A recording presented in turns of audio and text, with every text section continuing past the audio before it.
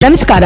ಲಂಕಾ ಆಟಗಾರರ ಜೊತೆ ಮೈದಾನದಲ್ಲೇ ಜಗಳಕ್ಕಿಳಿದ ವೈಭವ್ಗೆ ಶುರುವಾಯಿತು ಬ್ಯಾನ್ ಭೀತಿ. ಐಸಿಸಿ ನೀಡಿತು ಖಡಕ್ ಎಚ್ಚರಿಕೆ. ಕ್ರಿಕೆಟ್ ದಿಗ್ಗಜರು ನೀಡಿದರು ಶಾಕಿಂಗ್ ಸ್ಟೇಟ್ಮೆಂಟ್.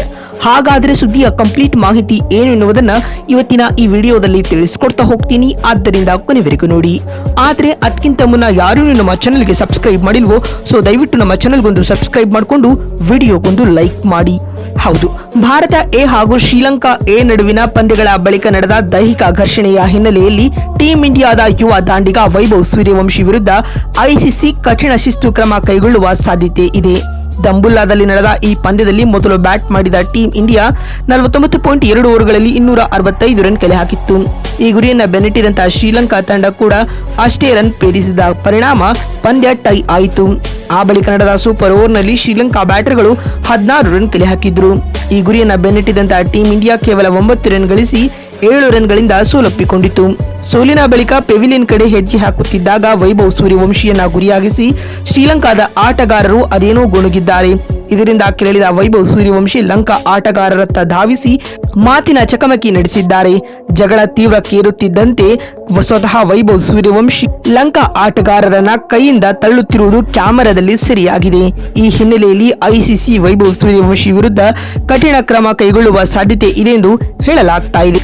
ಮ್ಯಾಚ್ ರೆಫರಿ ಈ ಘಟನೆಯನ್ನ ಗಂಭೀರವಾಗಿ ಪರಿಗಣಿಸಿದರೆ ವೈಭವ್ ಸೂರ್ಯವಂಶಿರವರನ್ನ ಕೆಲವು ಪಂದ್ಯಗಳಿಂದ ನಿಷೇಧಿಸಬಹುದು. ಇದೀಗ ಮೈದಾನದಲ್ಲಿ ಅಶಿಸ್ತು ತೋರಿದ ಶ್ರೀಲಂಕನ್ ಪ್ಲೇಯರ್ಸ್ ಹಾಗೂ ವೈಭವ್ ಸೂರ್ಯವಂಶಿ ವಿರುದ್ಧ ಮ್ಯಾಚ್ ರೆಫರಿ ಯಾವ ರೀತಿಯ ಕ್ರಮ ಕೈಗೊಳ್ಳಲಿದ್ದಾರೆ ಎಂಬುದು ಸದ್ಯದ ಕುತೂಹಲವಾಗಿದೆ. ದಂಬುಲ್ಲಾ ಕ್ರಿಕೆಟ್ ಸ್ಟೇಡಿಯಂನಲ್ಲಿ ಅದು ಏನೇ ಆದರೂ ಅದು ಕ್ರಿಕೆಟ್ ಆಟಕ್ಕೆ ಕಳಂಕವಾಗಿದೆ ಮತ್ತು ನಾಚಿಕೆಗೇಡಿನ ಘಟನೆಯಾಗಿದೆ. ಪಂದ್ಯ ಆರಂಭದಿಂದಲೂ ಮಂದ ಬೆಳಕಿನ ಕಾರಣದಿಂದಾಗಿ ಅಂಪೈರ್ ಹಾಗೂ ತಿಲಕ್ ವರ್ಮಾರ ಮಧ್ಯೆ ಮಾತಿನ ಚಕಮಕಿ ನಡೆದಿತ್ತು. ಆದರೆ ಸೂಪರ್ ಓವರ್ನ ಹೈಡ್ರಾಮದ ಬಳಿಕ ಪರಿಸ್ಥಿತಿ ಕೈ ಮೀರಿತ್ತು. ವೈಭವ್ ಸೂರ್ಯವಂಶಿಯ ಆ ಬಿಹೇವಿಯರ್ ಕಂಡು ಕ್ರಿಕೆಟ್ ಲೋಕದಲ್ಲಿ ಭಾರಿ ಸಂಚಲನ ಮೂಡಿಸಿದೆ.